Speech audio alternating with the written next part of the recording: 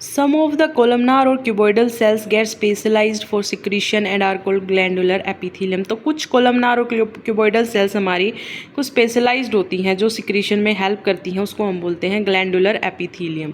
जैसे कि हमारा फिगर इसमें हम देख सकते हैं। तो ये हमारा एग्जांपल है ग्लैंडुलर एपिथीलियम का।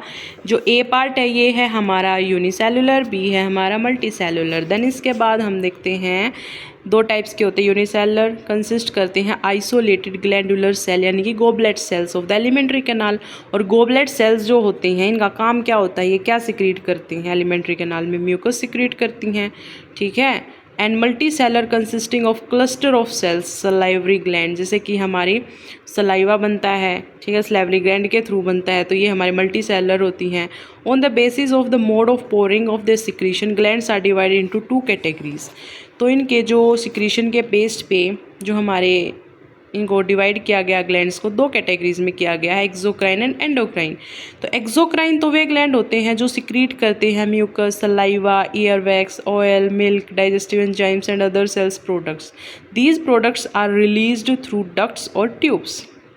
तो एक्सोक्राइन तो क्या होते हैं, जो हमारे किसी डक्ट के थ्रू निकलते हैं, रिलीज़ होते हैं, ठीक है, उनको तो हम एक्सोक्राइन बोलते हैं। एंडोक्राइन जो हमारे डक्टलेस होते हैं, वही तो हमारे एंडोक्राइन ग्लैंड होते हैं जो कि हमारे डक्टलेस होते हैं, और एक्सोक्राइन हमारे डक्ट के थ्रू रिलीज होते हैं। तो in contrast endocrine glands do not have ducts, तो इनके पास डक्ट नहीं होते रिलीज करने के लिए, इसीलिए इनको हम बोलते हैं डक्टलेस ग्लैंड्स।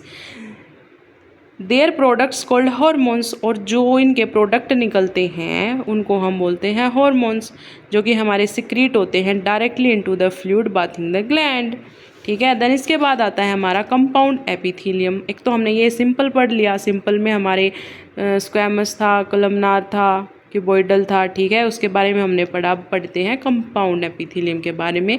ये हमारा बना होता है made of more than one layer, multi layered होता है of cells and this has a limited role in secretion and absorption. तो इसका बहुत ही मिनिमल सा रोल होता है एब्जॉर्प्शन और सिक्रीशन में। Their main function is to provide protection against chemical and mechanical stress. तो इसका जो मेन फंक्शन होता है ना, वो इसका प्रोटेक्शन का काम होता है सबसे मेनली। इसका मतलब हल्का सा रोल होता है सिक्रीशन और एब्जॉर्प्शन में, लेकिन इसका जो मेनली फंक्शन होता है, ये क्या करता है, केमिकल और मैकेनिकल स्ट्रेस से ये प्रोटेक्ट करता है, ठीक है। They cover the dry surface of the skin, तो हमारी जो स्किन है उसको ये कवर करे हुए है। The moist surface of the buccal cavity, buccal cavity में भी है। Pharynx, inner lining of ducts of salivary glands end of pancreatic duct. तो जो कंपाउंड एपिथीलियम है इसका जो मेनली काम होता है ये है प्रोटेक्शन का काम होता है, ये हमें प्रोटेक्शन प्रोवाइड करता है, ठीक है। देन इसके बाद हम देखते हैं all cells in epithelium are held together with little intercellular material in nearly all animals tissues. Specialised junctions provide both structural and functional links between its individual cells.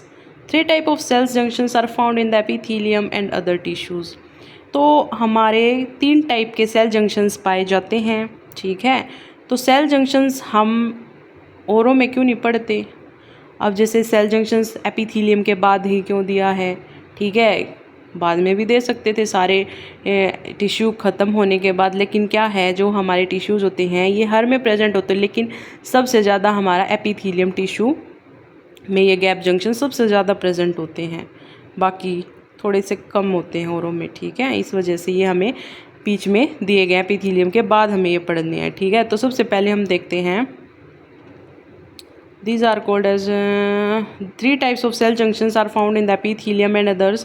These are called as tight, adhering and gap junctions. तो tight junctions क्या होते हैं, ये help करते हैं to stop substances from leaking across a tissue, कि substance को stop करते हैं कि एक से दूसरे के अंदर ना जाएं, एंड नो एंट्री कर देते हैं, ठीक है, समझ गए ना। जैसे गार्ड होता है सोसाइटी के अंदर, गार्ड होता है, तो वो गार्ड क्या करता है, अगर पीजी लगा लो, जैसे पीजी है, पीजी में एक टाइम होता है कि भाई रात को 9 बजे के बाद ना तो हम बाहर भेज सकते ना अंदर एंट्री होती, ठीक है, तो नो एंट्री का बोर्ड लग जाता है। तो ऐसे ही है कि भाई हेल्प करता है कि सब्सटेंस लीक ना हो एक दूसरे से, ठीक है, इधर से उधर कोई नहीं जाए। तो ये बिल्कुल ही लीक कर देता है कि मतलब बिल्कुल स्टॉप कर देता है कि भाई नहीं जाना तो नहीं जाना, ठीक है। एडहेरिंग जंक्शंस क्या होते हैं, perform cementing to keep neighbouring cells together.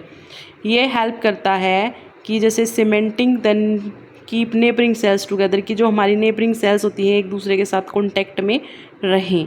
Perform करते सीमेंटिंग, जैसे हमारी बिल्डिंग बनी होती है, बिल्डिंग हमारी ईंटों से बनी है, ठीक है, तो ईंट क्या है हमारे टाइट जंक्शंस की तरह लगा लो, ठीक है। अगर हमारे ईंट नहीं होती तो क्या होता, अब हम जैसे एक रूम में पढ़ते हैं तो हम दूसरे रूम में भी पढ़ रहे हैं, तो उसकी आवाज़ यहाँ आती वहाँ जाती, छत नहीं होती तो क्या करते, बारिश आती, धूप लगती, ठीक है। तो वो टाइट जंक्शंस क्या करते हैं, हेल्प करते हैं, स्टॉप करते हैं सब्सटेंसेस को। ऐसे ही हमारी बिल्डिंग क्या करती है, हमें बचाती है ना, ठीक है। और एडहेरिंग जंक्शन मतलब एक, जैसे फिर हमारी ईंटें होती हैं, ईंटें हमारी किससे जुड़ी होती है, सीमेंट से जुड़ी होती है, तो इस सेम यही है, ये भी एक सीमेंटिंग की तरह काम करता है कि अपने नेबरिंग सेल्स को एक साथ रख सके।